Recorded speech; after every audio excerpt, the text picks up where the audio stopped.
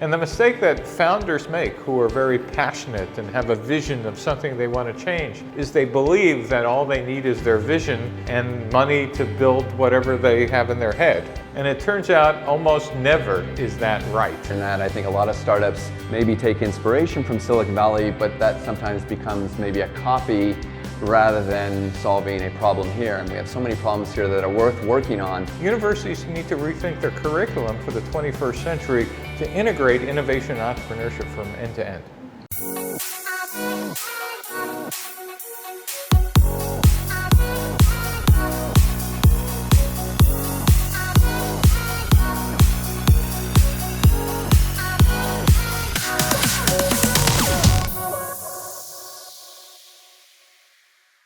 Well, I'm Steve Blank. I'm an adjunct professor at Stanford University in the engineering school. I'm also a senior fellow at Columbia University. I was a serial entrepreneur for 21 years. I did 8 startups. And then I ended up teaching and helped start something called the Lean Startup Movement, which is a way for startups to build their companies efficiently and quickly. And I'm Rubesch, the program director of the Innovation-Driven Entrepreneurship Center at the University of the Thai Chamber of Commerce. I originally went to MIT and graduated mechanical engineering and worked for a small high-tech startup in the Boston area before I moved to Thailand 27 years ago. During that time I started 4 companies, mostly in automotive and a little bit in machine design. And from that it led to me getting into entrepreneurship development.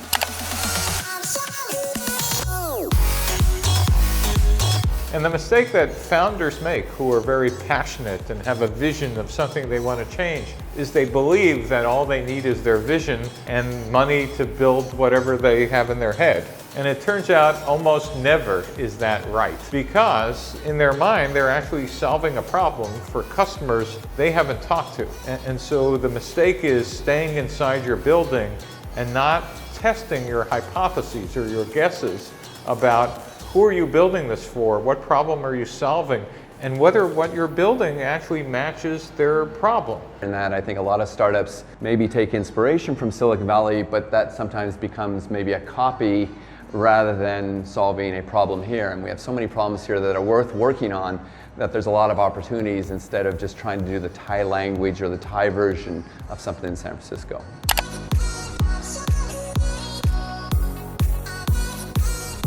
So if all you're doing is copying a large company, it's not usually productive.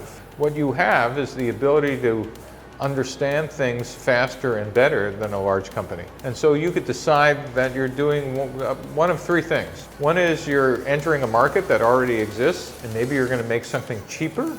Or maybe you understand something about the market that the large company didn't notice changed. There's different dynamics or different culture or different needs. And so you've gotten out of the building and you discovered something, an opportunity that didn't exist before. Or 3 is you understand that the world has changed completely and that there's disruption happening, and you potentially could be the disruptive player. And so you need to figure out which one of those 3 kind of plays are you in if you're a startup. Startups or entrepreneurial ventures are good at things that big companies are not good at. And big companies are good at things that entrepreneurial startups are not good at. And if you allow yourself to blur the 2, the big company is going to win. But if you find those places where big companies aren't particularly good, entrepreneurs can always win. And that's usually in a place where big companies are forced in the direction they have to go in because they're already big. They're in that market, they're in that industry, they have people who are experts in that. And that forces them in a direction. Entrepreneurs have the luxury to be able to go anywhere, to try anything that works.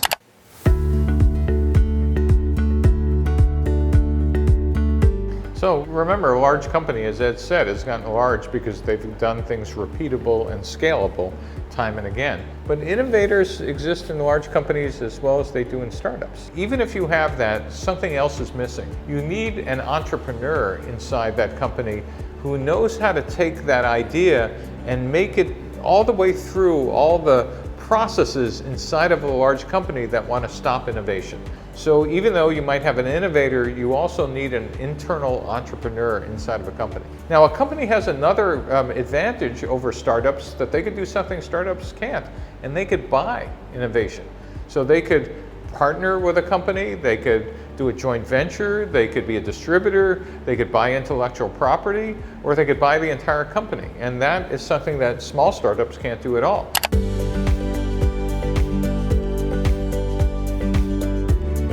Well, the irony is, of course, corporate venture capital is designed to invest in things outside the corporation.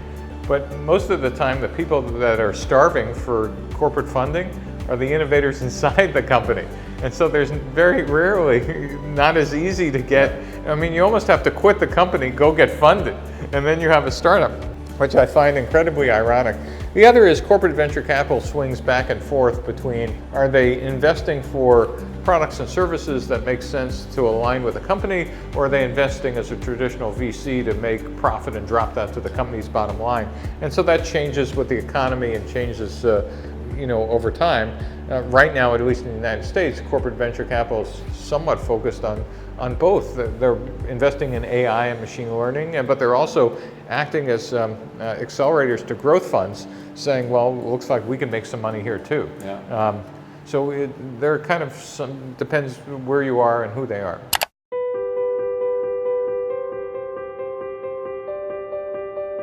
So disruption is not a new concept. So disruption has been a continuous thing. The only thing we're facing now is disruption is coming at multiple industries at the same time. And many companies in Thailand are able to survive by protecting themselves. Thailand is a fairly protective country when it comes to, so big companies are protected, they're not particularly strong outside of Thailand.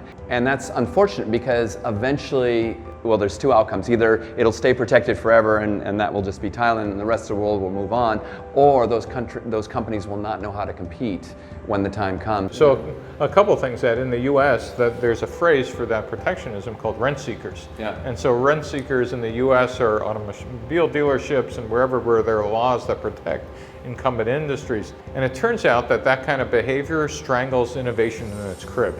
So if you have protection in that area, you will have no innovation in that area.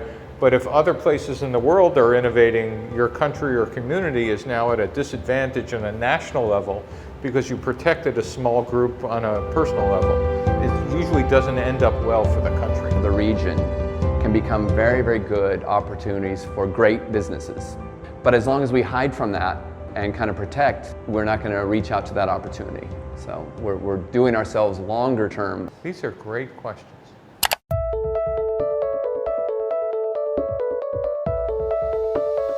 One advantage universities have is time. Usually if you're in a university, you're not rushing to get you don't have a job, you don't have, all the constraints of being in a company or an industry or whatever, or even the government. So that's the biggest thing that the universities can provide is this nurturing environment for coming up with ideas. If you think about innovation and entrepreneurship, it's not just how to start a company. There are skills that everyone are going to need to know in the 21st century that are very different than the skills we needed to operate in the world in the 20th century. How to be entrepreneurial, how to operate in a digital world, how to be creative, how to whatever. So there's a series of classes that the university could offer that are entrepreneurial and innovation skills, but don't necessarily mean you need to take those skills and now do a startup or even work in a startup. Innovation and entrepreneurship is the new liberal arts of the 21st century. And so what universities could do is realize they need, much like liberal arts, a continuum of classes from basic creativity and how to deal with fake news, how to work with people, how to work in teams, all the way to, I want to learn a class on how to build a startup. And so I think the answer is universities need to rethink their curriculum for the 21st century to integrate innovation and entrepreneurship from end to end.